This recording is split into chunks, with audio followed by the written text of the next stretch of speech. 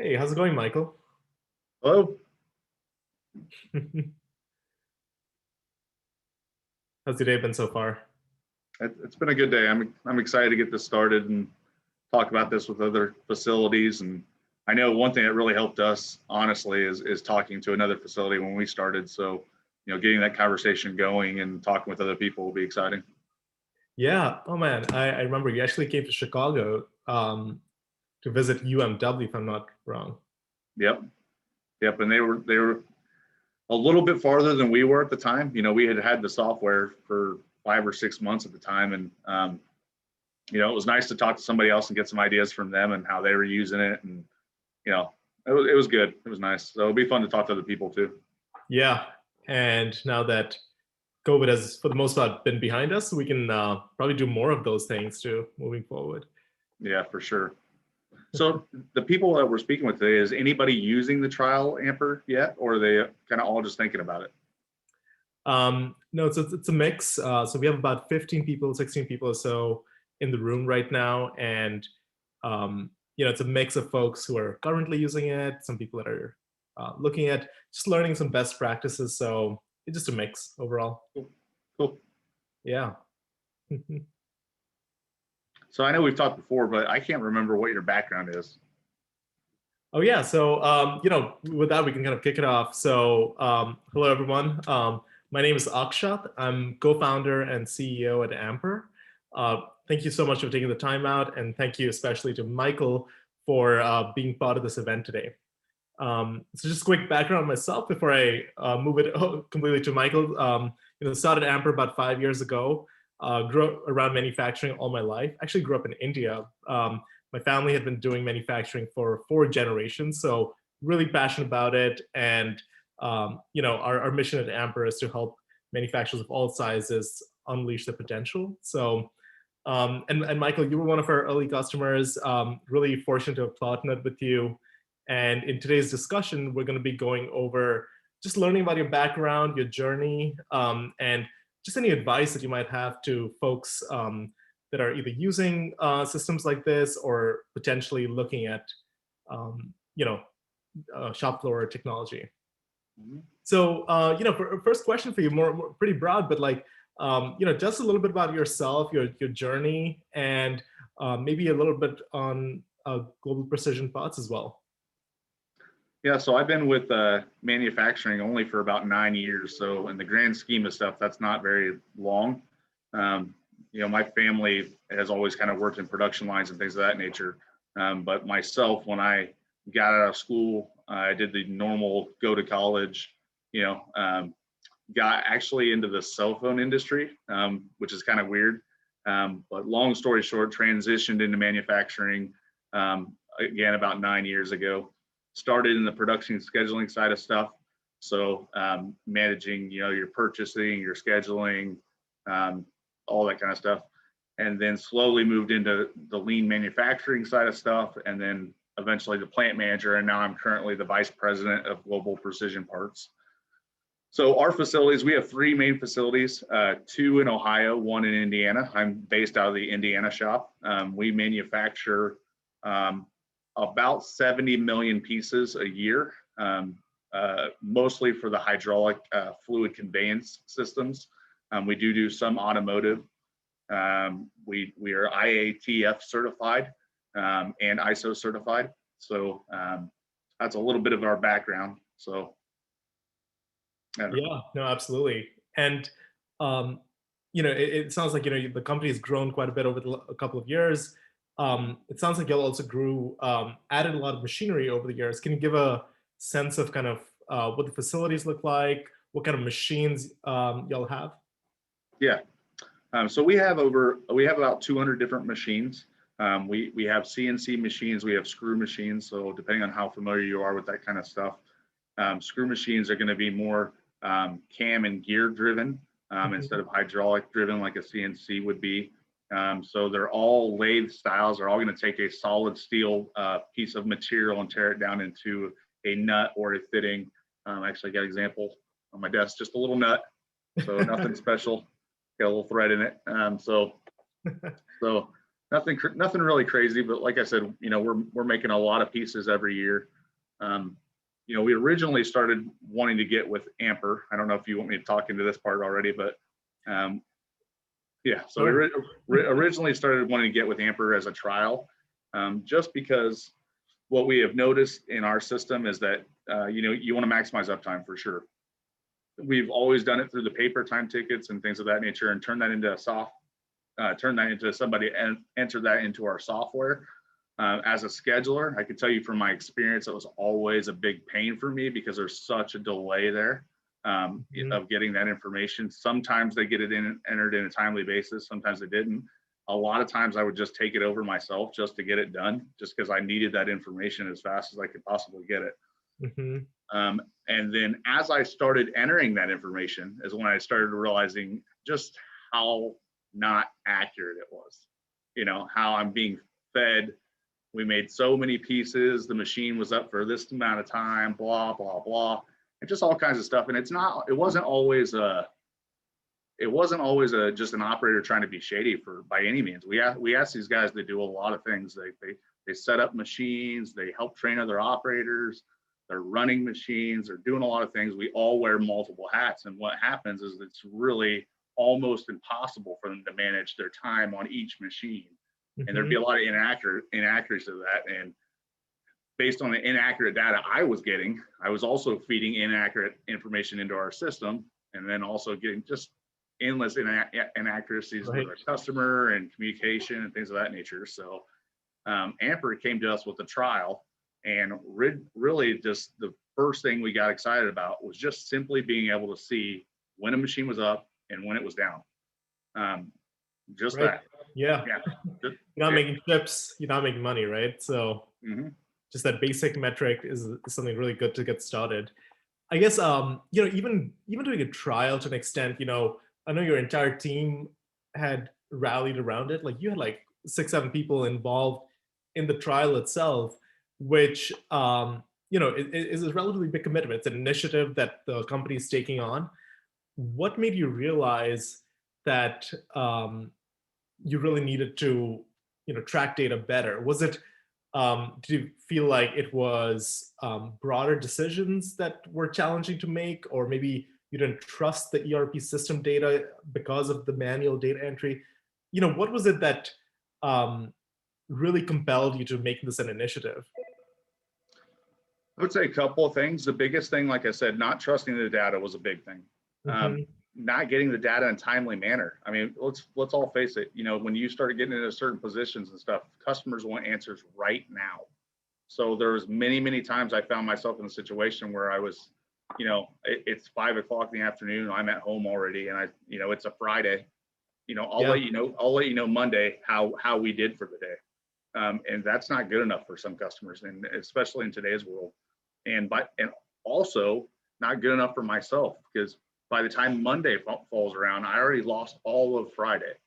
I'm not able to see the machine up and running. I'm not able to see the pieces it's producing. I lost the entire day, and I don't even have a clue about it. And unless an operator or a supervisor or somebody gives me a heads up, and they may not. They may do that if it's a really hot job, but they may not do that if it's just a run-of-the-mill job. So that was a big part of it, to be honest with you. Sounded like you just wanted to get a pulse of the shop floor in real time, so you can kind of make better decisions, have accurate expectations. Yeah, that makes a ton of sense. I mean, machine monitoring is something that the industry's kind of been looking at, and I would say the technology is as much as 30 years old. What do you think made it such that GPP didn't have it 10 years ago, 15 years ago, even 3 years ago? Why we didn't have it? Is that what you asked? Well, for one, we actually did look into some services a few years back, but it was very expensive to hook into our software and to hook into the machines that we have. We have screw machines themselves are very antiquated pieces of equipment. Right. They were actually made to make bullet casings in World War II. So some of our operators actually have the World War II tags from the machines themselves. So they're old pieces of equipment. We also have newer CNCs as well, but when we looked into getting software to monitor that stuff uptime, it was really expensive. really troublesome to put into the machine, required just a lot of stuff. So we passed on it. So we just did probably the biggest driver for us not doing this 5 years ago. We just didn't know it existed. We didn't know there was something so simple. The software itself was really, really simple. We could put it on the machine with, a maintenance guy, and within a couple of minutes have it up and monitoring with you guys and kind of going for there. So it was really simple, and we just didn't know it existed. That's the biggest driver probably. Well, I'm glad y'all did the trial. A lot of folks are looking at doing proof of concepts and trials. What would be your advice to them in picking machines or cells or areas that really prove out the technology well? Do you have any best practices or guidance, and maybe even who to involve in a trial? Yeah. So the biggest thing that I knew as soon as we started the trial is I didn't want our operators to think this is just a whipping tool for us to just say, okay, you're not running your machine. All right. I didn't want that to happen, because at the end of the day, we're all in this together. They make money, we make money, the team makes money if the machine's up and running. So I knew that. So I picked a handful of guys that I knew were influencers on the floor, that operators listened to, that people respected. And I kind of told them the story. I'm like, listen, here's where we're at. We all know everybody in this building wants to make more money. Okay. But we have to be successful as a team to do it. We need the machines up and running more. We talked about it, everybody agreed. So once we got that agreement, it was easy to say, okay, let's start talking about improvements. And then once we put the trial in, simply, it was so easy to just put the trial in and just put TVs and monitors up and see the improvements immediately. And some of that is just the knowledge and having understandings of machines running. And some of that was, operators looking up and maybe they're working on other machines. Sorry, I've got someone knocking on my door here. One second. No worries.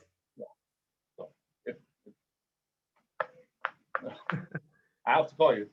Yeah. So sorry. Life. Yeah. It is that's the business we're in right now. So did I answer your question? Yeah, no, that was pretty helpful. So much to unpack there, but I have a question from the chat, which is how long during the trial phase before moving from basically machine uptime, downtime, to moving to things like other data, like downtime reasons, parts, the question is, how long did it take to kind of transition to these other data points? So it's going to depend on your team. To be really honest with you, we have slowed down a little bit based on COVID. So when it comes to the progression, we know Amper offers a lot more things. One of the things that we're really excited about doing that we have not done yet is setup monitoring.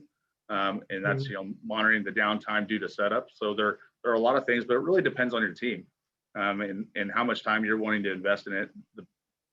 The biggest thing, like I said, the easiest return on investment was just turning it on and putting the TVs out there, showing operators what we're monitoring, having conversations with them. That was the biggest part and the biggest feedback right from the beginning. Right. One of the things that, you'd mentioned to Allison, who's the customer success manager, is a really unique KPI that you came up with to really understand your shop floor. Can you just give an introduction? Because I found it really fascinating.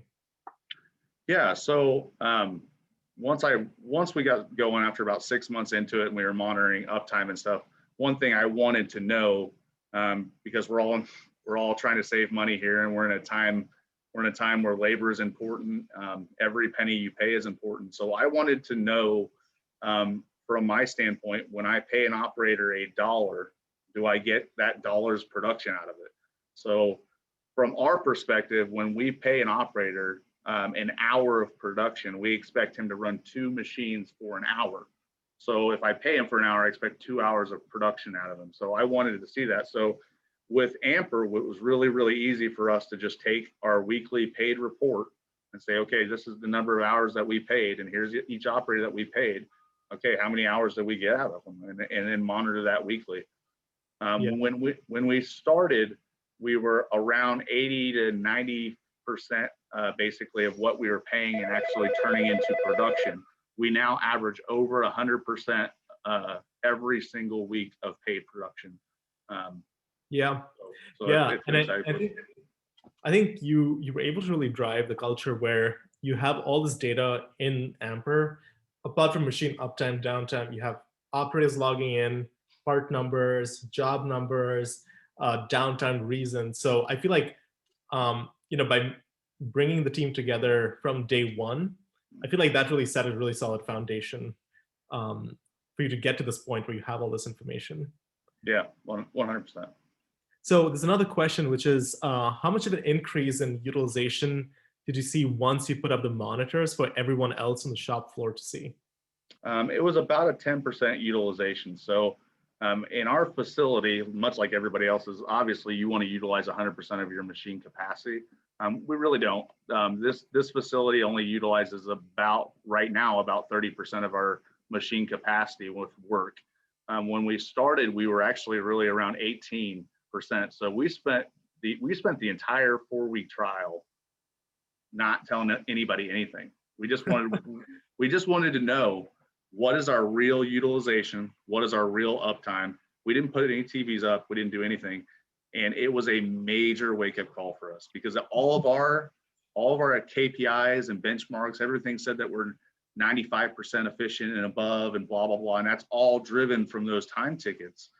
So when we put this on, there's no lying to Amper. Your machine's either up and running or it's not, and that was it. So so that first 4 weeks, we didn't tell anybody anything. We just did that, and it was a major wake-up call. We knew we had a problem. So then after that is when we start putting TVs up, well, I'm jumping ahead, but yes, Yeah, so yeah. it's about a 10% improvement in utilization there. So Yeah.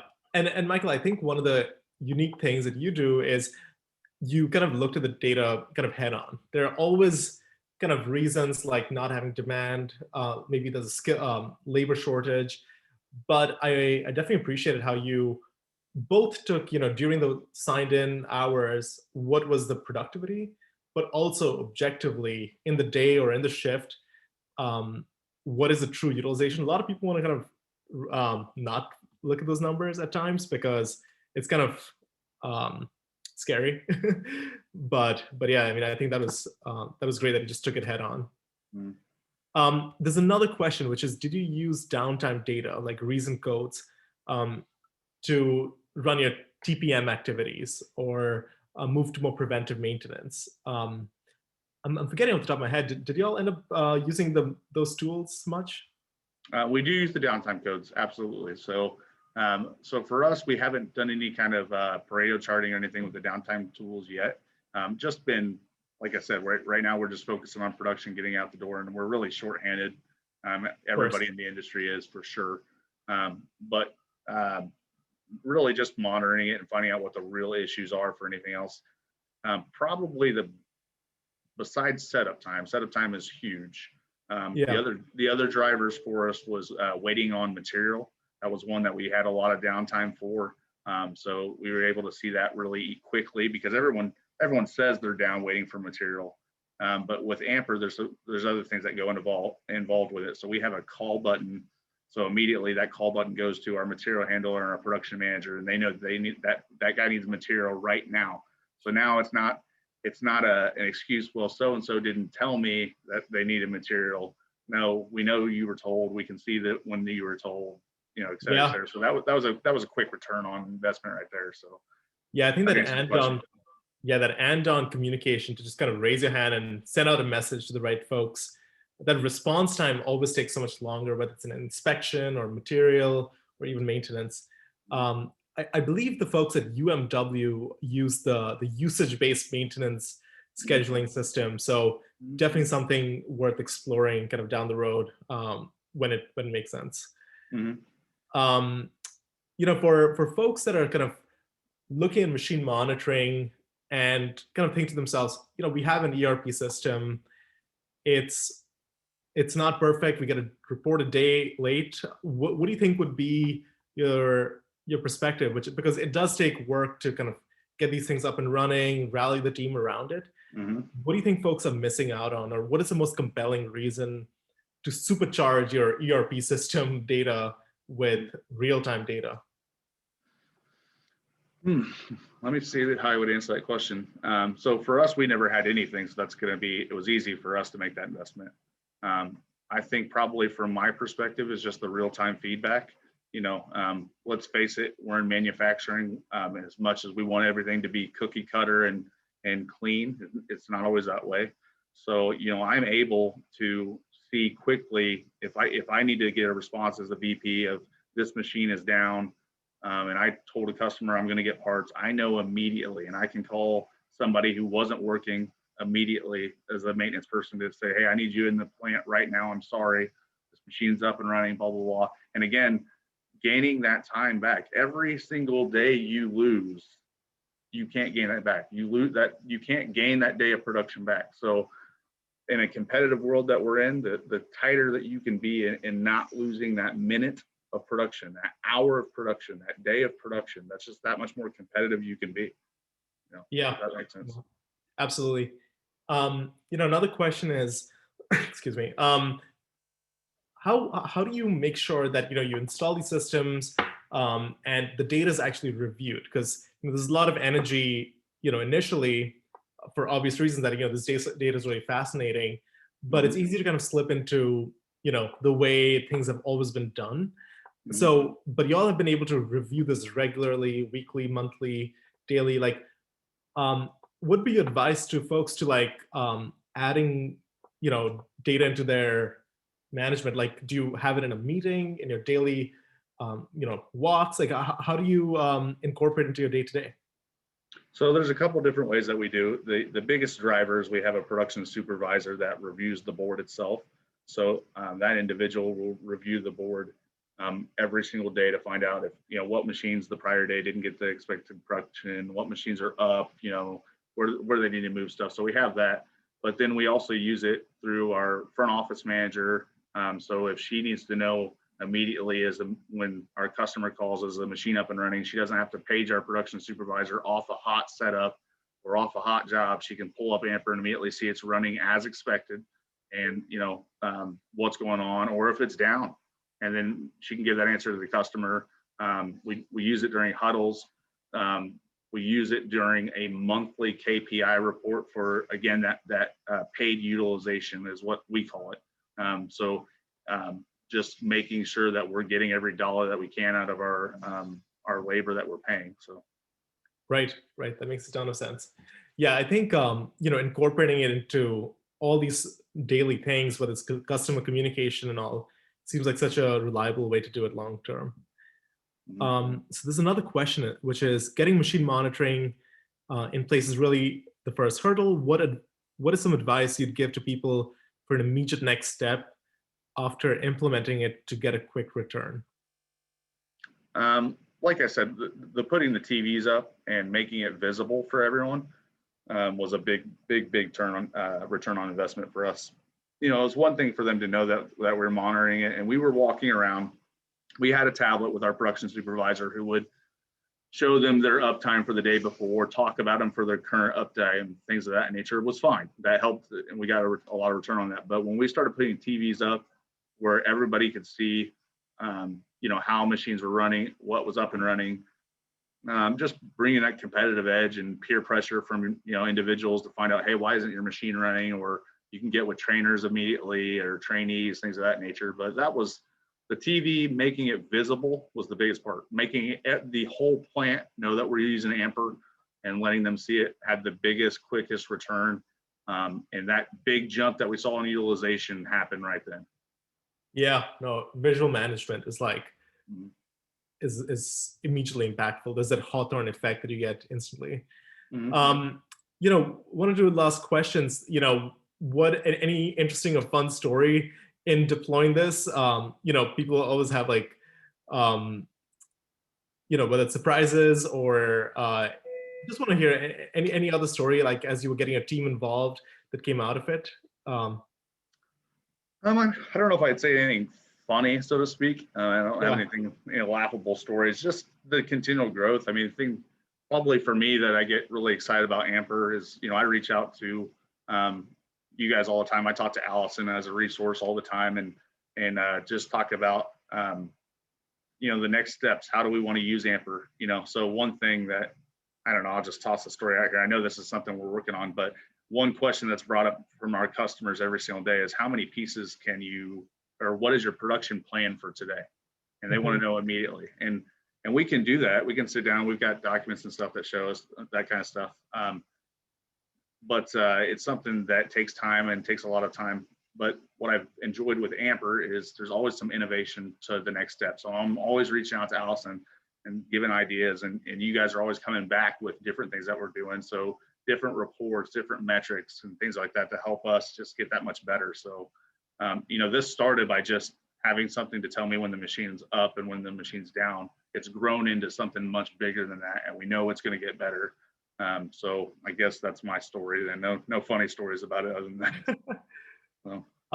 Yeah, two more quick questions, which is, did you save on any administrative labor time with this?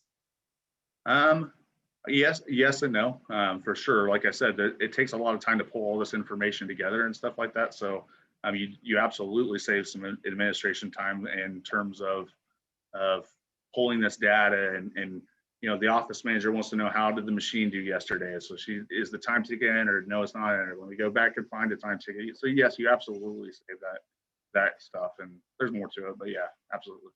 There's one more question, which is, everyone is looking at increasing capacity right now. What decisions have you made with shop floor data to increase capacity?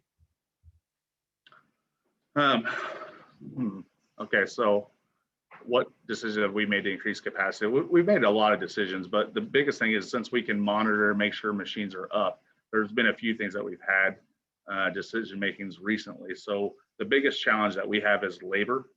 It's absolutely the biggest challenge that we have. So, right. And because we recognize that our facilities only use about 30% of the machine capacity, we have decided that we can move to other machines. And even though those machines may run slower, because we can monitor the uptime, make sure that they're running more often, we can, with these newer machines, we can run more machines with the same labor, utilize more uptime, more capacity, and less labor. So the saving is there, if that makes sense. Yeah, that makes sense. And you even justified kind of investing in, you know, more automated tending machines, right? Yeah, that's what I was getting at. Yeah, I mean, we're the whole point of a screw machine is just because they pump out more parts. They're hydraulic, or they're cam and gear driven. They pump out more parts than a CNC would. The CNCs are typically slower, and we've always stayed away from CNCs just simply because they're slower. That's it. But now we're recognizing that we can actually run more CNCs with less labor and monitor the uptime and utilize that uptime and capacity more and save money. There's another question that came up, which is, do you use the maintenance side of Amper? Okay. Sorry, so, I know we went over that, but I just want to be no. echoing. We need to use it more. We need to use it more. So one thing that's driven by ISO and everything else is that maintenance side of stuff. One thing we've constantly struggled with is when do you do the oil change on your vehicle, so to speak. So, you know, in the past, we've constantly just waited until a machine was in setup to see, for the setup guy to kind of review everything to find out, okay, does this need changes? Does this need changes? Does this need fixed? What we're able to do now is, because we don't run each machine at the same variables, we can see how long they're up and say, okay, this machine's been up for X number of hours, it needs this done. This machine's only been running for X number of hours, it needs this done. And Amper does that for us. It just we set the trigger, we tell it what we want, and when we do that, it can see each machine and says, okay, it's ready for this.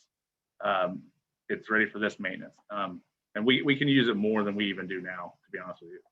Yeah, no, for sure. I mean, that's a good start to avoid over maintaining or under maintaining machines, because with COVID, I feel like demand has been either, you know, one way or the other. So definitely makes a lot of sense.